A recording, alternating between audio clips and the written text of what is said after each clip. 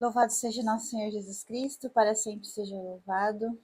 Bom, irmãos, finalmente eu consegui um tempinho para gravar esse vídeo para vocês, que é da nossa catequese retrasada, né? Que é do conteúdo que eu já mandei para vocês, a ação do Espírito Santo em nós. E também vou mandar um vídeo pra gente falar sobre os vícios e virtudes. Antes de começar, vou fazer uma oração. Em nome do Pai, do Filho e do Espírito Santo. Amém. Vinde, Espírito Santo, enchei os corações dos vossos fiéis e acendei neles o fogo do vosso amor. Enviai o vosso Espírito e tudo será criado e renovareis a face da terra. Oremos, ó Deus, que instruístes os corações dos vossos fiéis com a luz do Espírito Santo, fazei que apreciemos retamente todas as coisas segundo o mesmo Espírito e gozemos sempre da sua consolação. Por Cristo Senhor nosso. Amém. A vossa proteção recorremos, Santa Mãe de Deus. Não desprezeis as nossas súplicas em nossas necessidades, mas livrai-nos sempre de todos os perigos, ó Virgem gloriosa e bendita. Amém. Nossa Senhora Aparecida, rogai por nós. Glorioso São José, rogai por nós. Santa Teresinha do Menino Jesus, rogai por nós. Em nome do Pai, do Filho e do Espírito Santo. Amém. Então, do nosso tema sobre a ação do Espírito Santo, a gente trabalhamos sobre os sacramentos, né? Falamos sobre os sacramentos e hoje a gente vai falar sobre o agir do Espírito Santo, né? A pessoa do Espírito Santo, a sua ação nas nossas almas, aquilo que nós precisamos fazer para que a gente possa se deixar ser guiado pelo Espírito Santo e como ele age em nós, né? Então, para começar, falando sobre a pessoa do Espírito Santo. O Espírito Santo, que nada mais é do que a terceira pessoa da Santíssima Trindade, né? Então, nós temos um dos dogmas da nossa fé é esse. Então, nós cremos em um Deus que é Pai, Filho e Espírito Santo. E o Espírito Santo, ele, no Catecismo de São Pio X, vai falar que o Espírito Santo, ele é o responsável pelas obras de amor. Então, Santo Agostinho, né, no Mistério da Santíssima Trindade, ele fala que o Pai é aquele que ama, o Filho é aquele que é amado, e o Espírito Santo é o amor entre as pessoas da Trindade, né? Então, isso significa que cada um tem um papel? Não, mas eles agem sempre em comunhão. Então, a Trindade, né, o Pai, o Filho e o Espírito Santo sempre estão em comunhão nas suas ações, né? Então, quando Jesus Cristo se encarnou, por mais que o Cristo, né, fosse o Verbo, a segunda pessoa, fosse o Verbo encarnado, ele sempre age em comunhão com o Pai e o Espírito Santo, né? Eu e o Pai somos um. E o Espírito Santo, ele é Deus, e como Deus, nós precisamos adorar, né, o Espírito Santo, faz parte da Trindade, e ele é o que age em nós, né, o que age na igreja. Então, o Espírito Santo, ele age na igreja, até hoje. Então, o próprio Senhor Jesus Cristo, no Evangelho, né, antes da sua partida, ele dizia que ele precisava ir para que então viesse o Espírito Santo. E esse Espírito Santo é o responsável por fazer com que os apóstolos, né, fizessem obras maiores do que o próprio Cristo fez, né? Então, Jesus mesmo disse que era preciso que ele partisse para que ele mandasse para os apóstolos o Espírito Santo.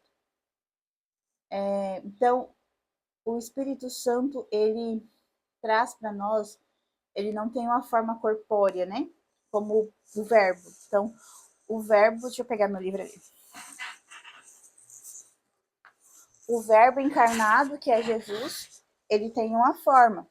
Então, Jesus se encarnou como homem, né? O verbo encarnado. Então, a palavra de Deus se encarna como homem. O Espírito Santo, ele é apresentado nas Escrituras muito com símbolos, né? Então, o vento, o sopro, né? O sopro de vida.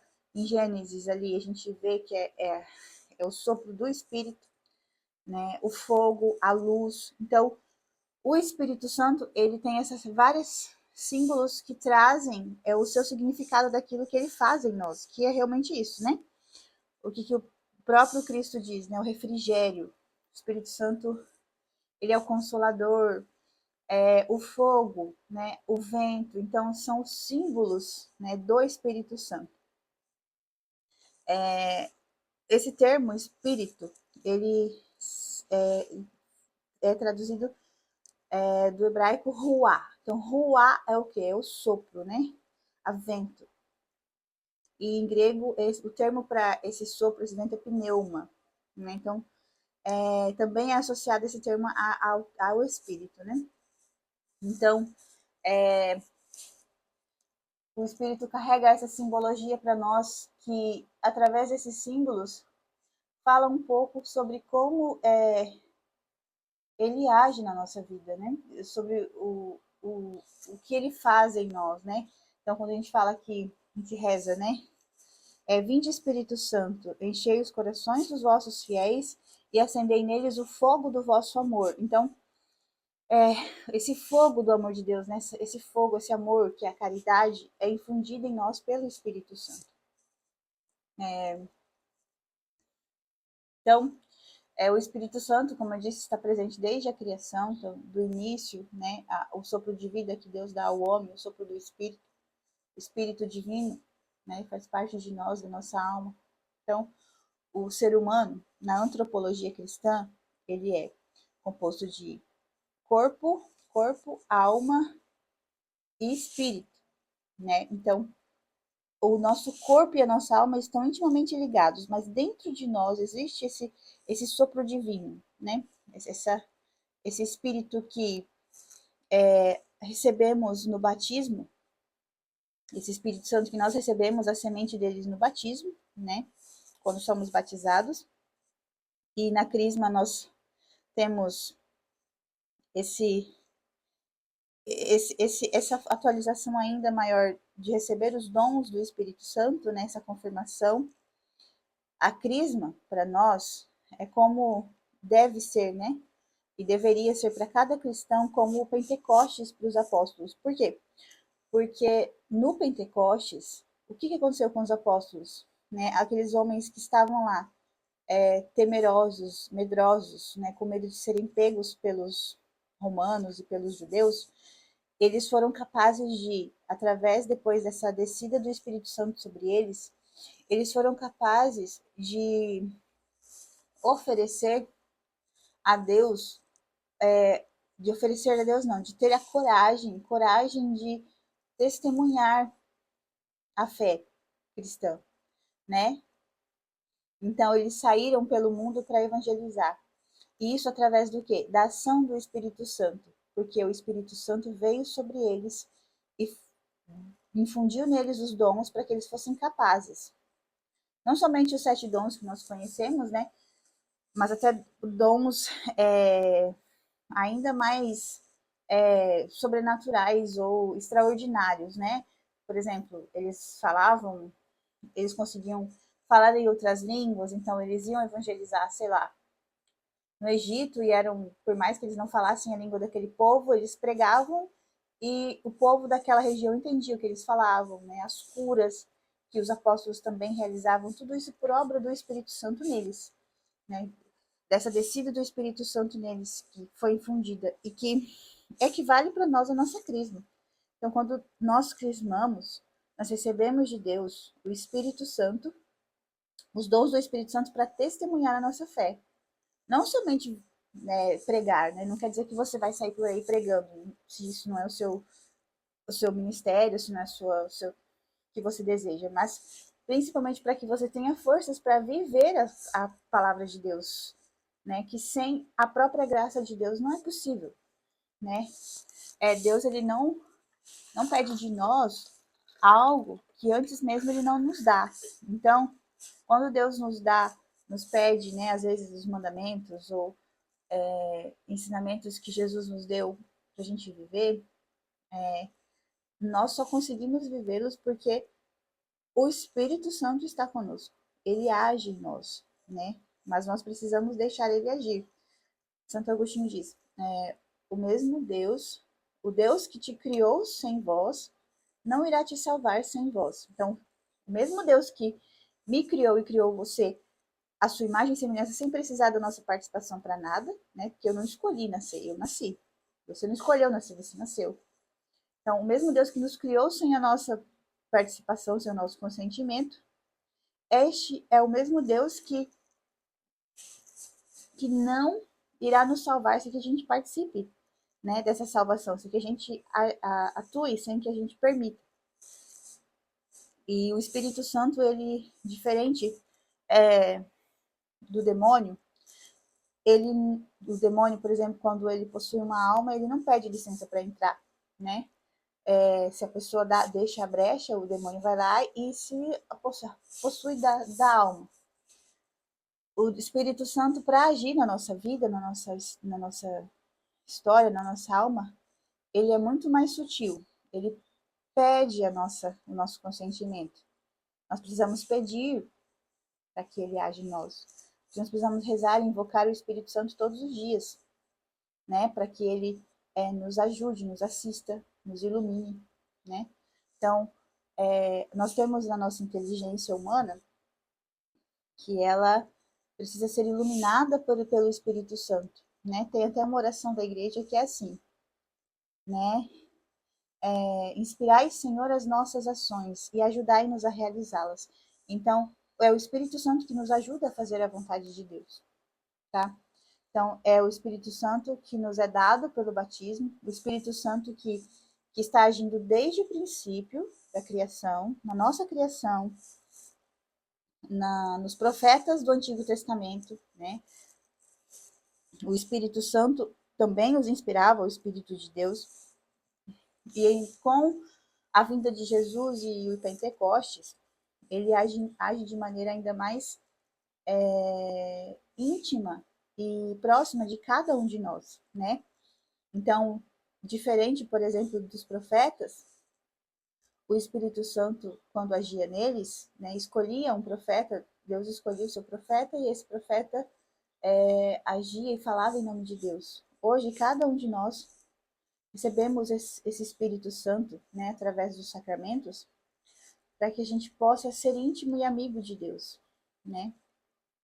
Não mais precisando do intermédio de um profeta, mas nós mesmos podemos estar em união e intimidade com Deus através do Espírito Santo que está em nós, né? É, então, esse mesmo Espírito Santo que atua nos é dado, nos é dado pelas águas do Santo Batismo, confirmado de modo comprometido com a unção do Santo Crisma. Ele age em nós conforme nossa disposição em viver o Santo Evangelho, no seguimento de Jesus.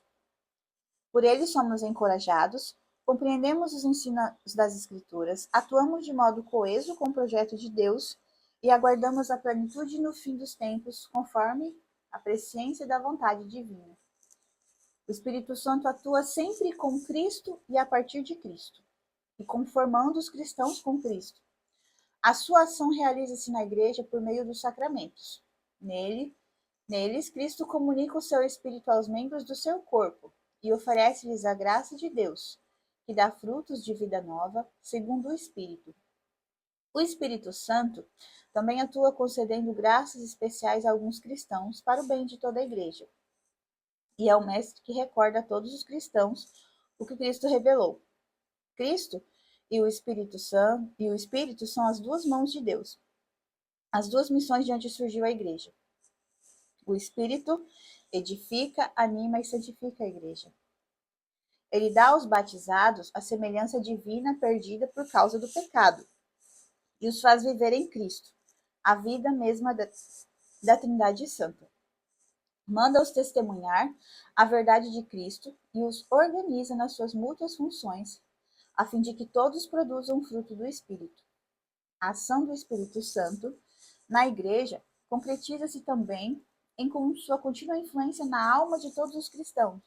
É o que eu falei, a ação do Espírito Santo sim, abrange a igreja, ou seja, a ação da igreja, né, a condução dos dogmas, da doutrina, dos padres, né, a igreja como um todo, a igreja do corpo de Cristo, mas também cada alma que faz parte do corpo de Cristo, cada um de nós. Com efeito, além da sua ação nos sacramentos, o Espírito faz-nos crescer em Cristo, até chegarmos à estatura do homem perfeito. Ele é o mestre interior que fala no coração do homem, revela-lhe os mistérios de Deus, fala-o discernir o que é agradável a Deus, sua divina e amorosa vontade para cada um. O Espírito ensina-nos a dirigir-nos a Deus, a falar com Ele, e ajuda-nos a avaliar tudo com o sentido da fé. Este dom do Espírito ajuda-nos a perceber as coisas, os acontecimentos, as pessoas, os movimentos interiores da alma e a perceber também se nos aproximam ou nos afastam de Deus. Faz-nos ainda descobrir como podemos orientá-los para a plenitude a qual são chamados, ajudando-nos assim a colaborar na construção do reino de Deus. Então, qual que é a principal ação do Espírito Santo na nossa alma? A principal ação do Espírito Santo na nossa alma, como eu estava lendo, é nos conformarmos à imagem de Cristo. Qual que é o sentido do ser humano? O que todos os santos da igreja desejavam e buscavam, né? E o que a gente, olhando para a vida dos santos, por exemplo, a gente enxerga? A gente enxerga nos santos da igreja, né, pessoas que não agiam de maneira simplesmente humana, mas que agiam de maneira divina. E é isso que o Espírito Santo quer fazer em nós. Ele quer nos fazer agir divinamente. O que o Espírito Santo, que é Deus, quer realizar na nossa alma? Ele quer que nós deixemos as obras do homem velho, como São Paulo diz, para que a gente possa agir como homem novo, a semelhança, a imagem e semelhança de Deus, como no texto está escrito. Então, o que o pecado deformou em nós, né? O que foi que o pecado fez com as nossas almas? Um cachorro latindo aqui. Então, o que o pecado faz com as nossas almas? Ele nos faz cada vez mais afastarmos da imagem de Deus, né? O pecado ele deforma a nossa alma. E o Espírito Santo agindo em nós, quando mais nós abandonamos as obras da carne, como São Paulo diz, e nos deixamos agir pelo Espírito, o Espírito Santo nos diviniza, né? Nos divinizar é que Deus realmente, é isso que Deus quer. Deus quer que nós, homens, seres humanos, né, filhos dele, Deus quer que nós sejamos deuses, mas não como Adão e Eva queriam, né?